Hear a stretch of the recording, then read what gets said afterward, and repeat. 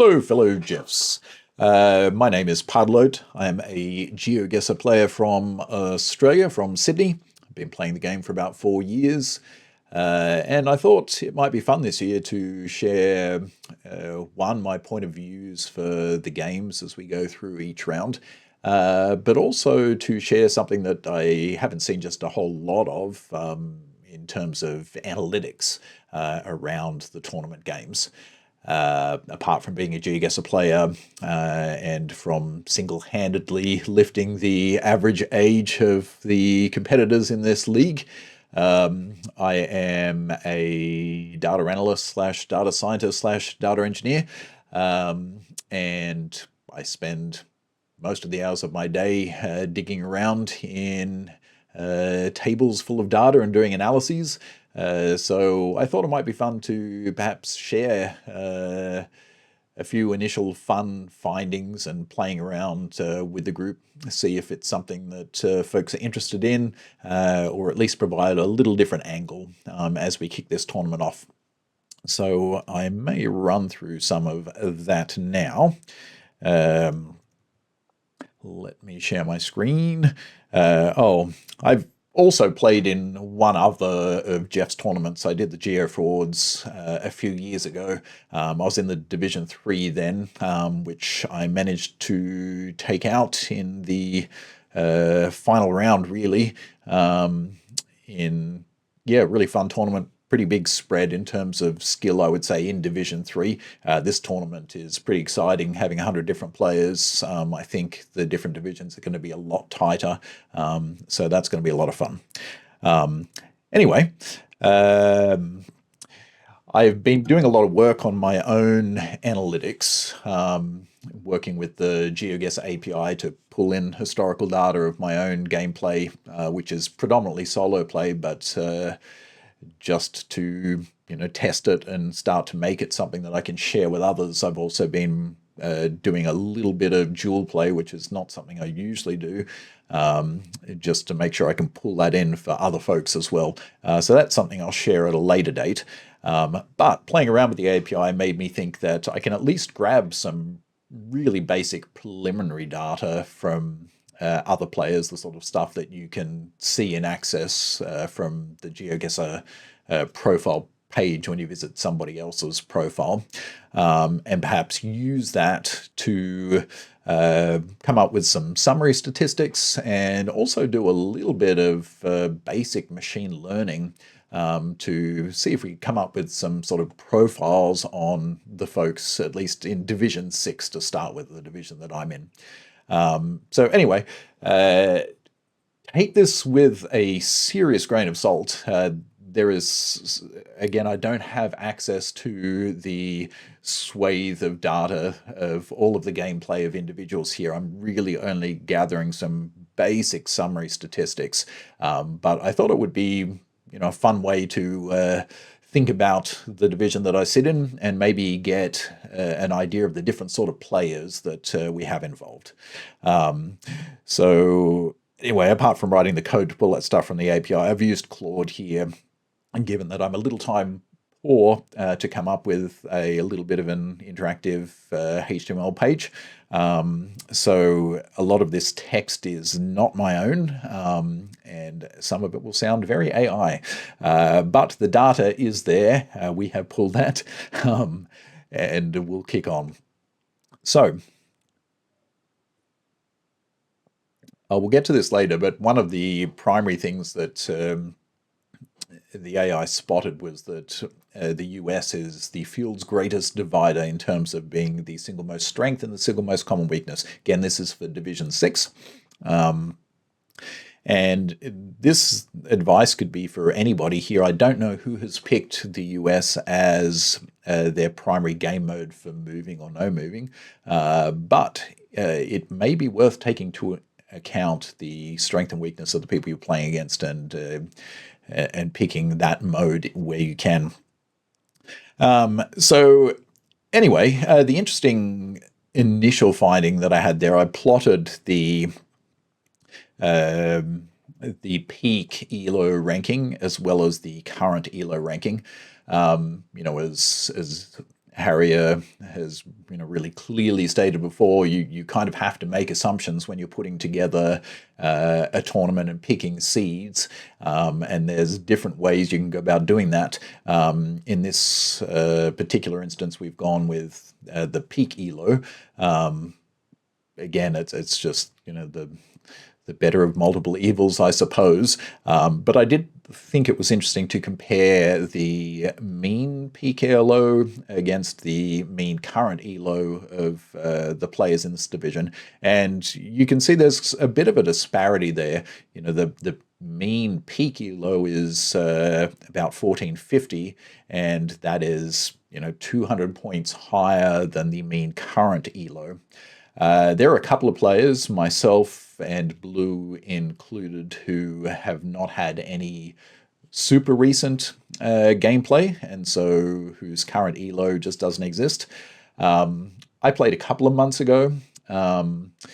What I've done there is I've taken the peak elo and filled that in as the current elo for the two players who don't have a current elo.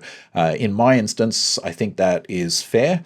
I don't play duels very frequently at all. I played a little bit recently. My most recent elo is my peak elo, and I was on an upward trajectory. I don't really know what my true strength is. I suspect it's a bit higher than that. But Blue, I'm not sure, but he has played a gazillion and one games and is very experienced, so it wouldn't surprise me if his real strength is close to his peak elo. And you can see here the average account age of just over 4 years, which is pretty much what I played. I think I'm at 4.1 years. Anyway, I've also mapped out here, this could be interesting for folks as you start to pick out the various game modes you want to play.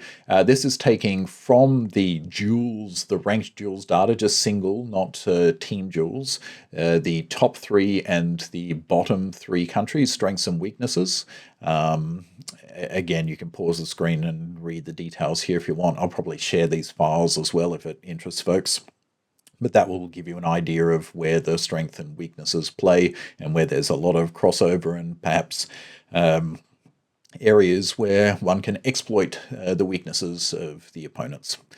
And here you can see that, as we sort of highlighted earlier, there are 4 players who the US features as one of their top 3 weakest countries, versus only 2 for their top 2 strongest. So that is a pretty interesting finding. Sadly for me, I think 6 players have Australia as one of their strongest countries, and I had picked Australia as my moving country before doing any of this analysis. I might have changed that if I'd looked at this earlier, but it is what it is. Anyway, I thought that was interesting. You can take a peek at that. And again, there are some common strengths, weaknesses, and shared soft spots for the individual players. Now, one of the other things I did, again, keeping in mind that the data is very, very shallow here, and I'm doing this for fun, and I would never consider this on the basis of only 12 players and very limited data as something that would be a functional, productionizable model. This is just for fun. But one of the things I wanted to do was to see if I took a bunch of the different aspects, the sort of game modes that people like to play, the average score of their solo games that they play, the number of solo games that they've played, their winning percentages over the different modes, etc. If I took all of those features and I gave it to a machine learning model and had it see if it could create clusters of types of players. In this instance, I'm doing something called PCA, or Principal Components Analysis, which, if you're crazy and you want to, you can look that up.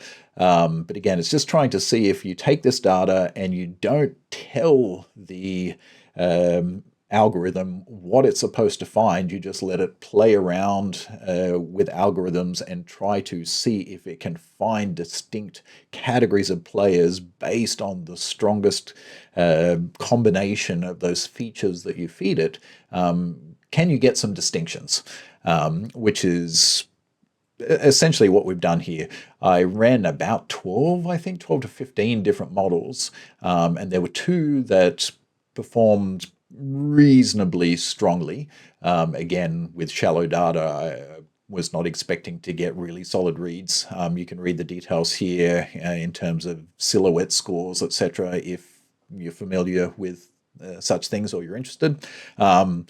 This stuff is not really robust on that level of data, but there were patterns that it found, and I thought they could be interesting. And so essentially, the strongest model was one in which it divided our group into categories that I've sort of labeled as volume grinders. Players who play a whole lot of volume and are hitting, just over 50, 55 sort of percent win rate. We've got a high variance winner. In fact, you'll see here there's two people here, two what we would call singletons, in Pudding Milky and in Svalbard, who did not fit any of the two primary groups, but sort of stood out for their own reasons.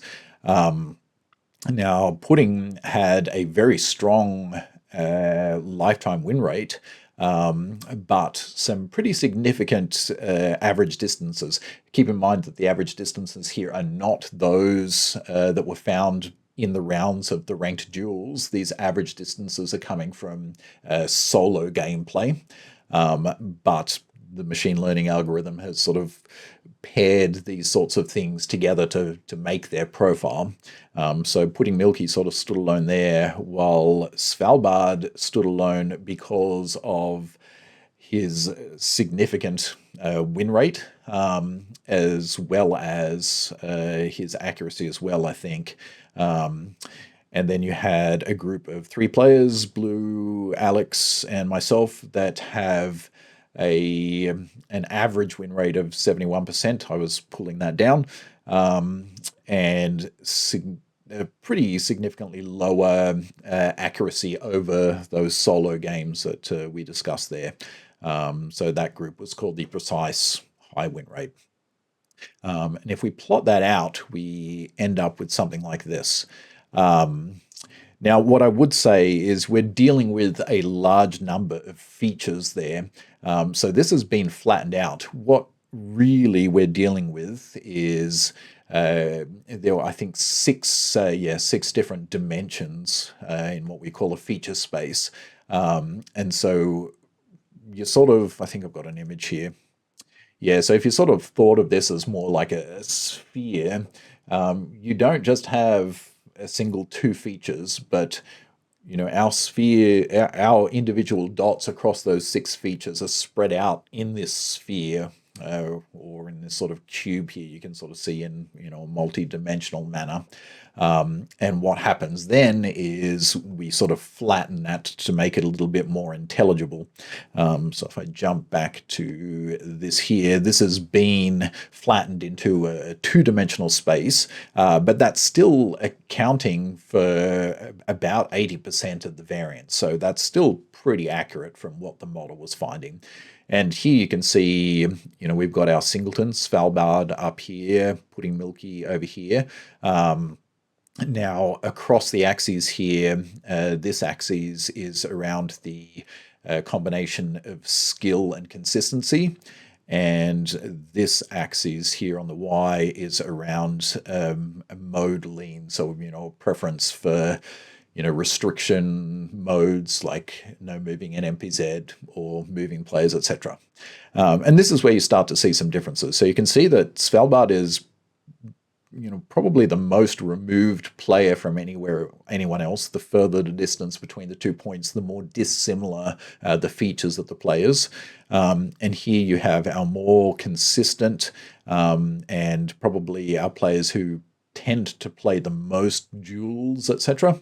And then you've got the folks who don't necessarily play as many duels, but tend to have a maybe slightly elevated win percentage. And I think in this instance, the accuracy around the solo gameplay was a bit higher. So again, take this very much with a grain of salt. There would be correlation between solo gameplay and duels play to some extent, but uh, the variables are so significant. The way people choose to play are so significantly different. I could poke holes in this all day of the week.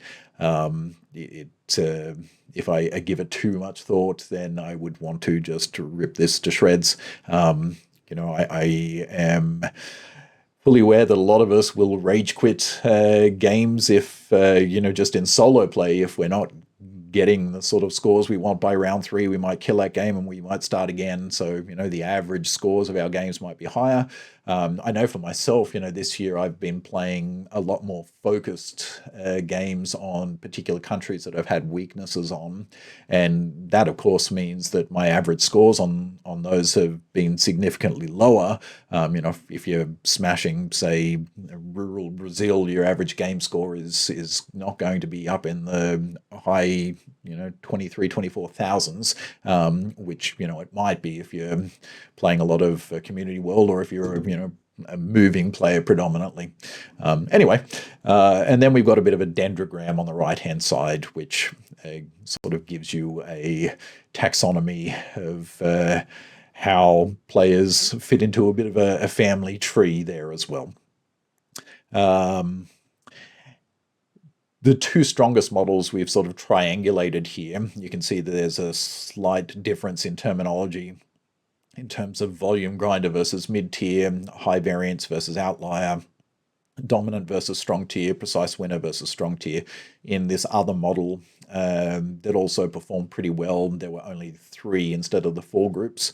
And so in reality, there's actually quite a bit of agreement, even though this differs over here. Those 4 were always essentially quite similar. Our folks up here in the top section were all quite similar, and putting Milky in both models was a bit of an outlier as well. So quite a bit of agreement between those two models too. I won't go over that very much. This is just sort of highlighting the thick of the lines, the commonalities in what our best country lists sort of are shared. Yeah, nothing too exciting there. And a bit more on methods and assumptions that you can read if you want. Anyway, I thought that was a little bit of fun. On top of that, I thought I would very quickly sort of break down the folks in our group. I've got a little bit of a dashboard here in which I've captured the peak elo, the current elo, the difference between peak and current. You can see our labels here from the modeling that we did earlier. And then we've got the win rates against the different play modes, the number of games that players have played with their average scores and their average distances, as well as the strong and weak countries. Again, we said that for this particular competition, we've run with the peak elo, which sort of gives this sort of list here, in which we've got, our top 3 players up here, MDY, Svalbard, Blue, Alex, etc. I'm seeded, I think, at position 9 out of 12 here on peak elo. If we were to switch it, though, to, say, current overall elo, we get a slightly similar but different list. We've seen these 3 players appear towards the top in the last one. On current elo, I would jump up higher than I was. And, we've got quite a different spread, down into the just over 1,000 sort of current elo for our bottom 3 players there, with an imputed peak from Blue, who hasn't played for quite some time, and the highest known current elo is 1444 for Alex. So that's just a slightly different way to look at that. If we look at the number of games played as sort of a proxy for experience, which might be useful, I mentioned before, Blue has played a gajillion games. Bandito pointed that out in the server as well. Over 21,000 games played there. Sval with 14,000. I've done, I think, clocked over 1,100 this week. So, you know, there's quite a difference in the number of solo games, which, again, we've got a number of players who prefer to grind out duels play versus solo play. One thing that did stand out for me, though, was that, you know, we saw in the previous modeling that Sval was a bit of a standout character in the unsupervised machine learning modeling.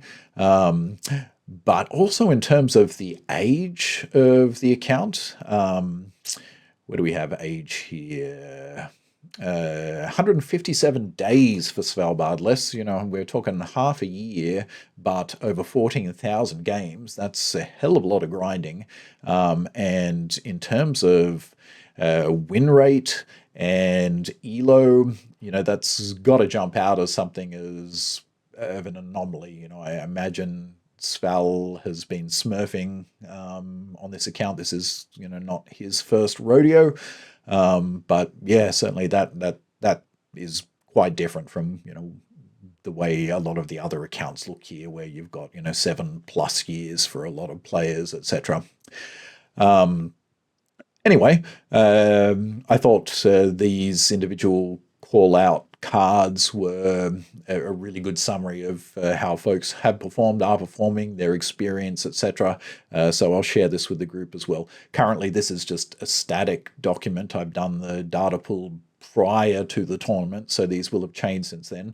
I will make this more of a live document that's doing a data pool every night, so folks can access that. If this is something, if you happen to be someone who has watched this far, God bless you, and are interested and think this might be useful for, you know, the division that you're playing in, I am considering doing this sort of thing for the whole league. And when I start to do the point of view over the weekly duels, etc., I spoke briefly with Harrier, and it looks like I may be able to get the game data after the games have finished, of course, which will then mean that I can start to plot out some analysis on the tournament play in general. You know, we've got our ELOs for competitive dual play, but I think it'll be interesting to see the ELO rankings that players are achieving within the tournament, the sort of average guess times and distances, country strengths and weaknesses, and maybe that's something that we can draw from either for fun or for a bit of strategy as the tournament goes on. Anyway, I hope that was interesting. I've waffled on for almost 25 minutes now, so I will draw this to a close. But yeah, I could consider this as a bit of a testing of the waters to see if this piques the curiosity of anybody.